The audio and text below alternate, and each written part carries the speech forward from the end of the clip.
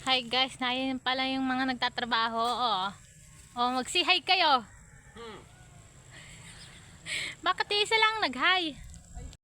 Tingnan mo kahit tag-uulan, nagtatrabaho pa rin at tayo ay ng buraot ng tinapay.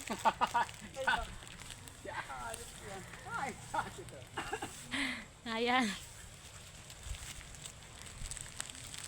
Nakatrabaho po kami dito, matatagal-tagalan po kami dito.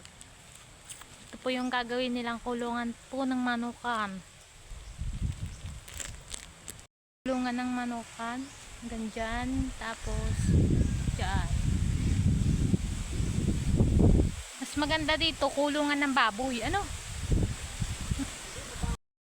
Ayan po yung kabundukan. Sobrang kapal po ng hamog. Yan. Yan. Wala na naman pong tigil dito magparauulan. Kaya yan po yung mga yan po. Yan. Nagtatagiti na. Diretso na po ang nito. Malakas ang ng ulan.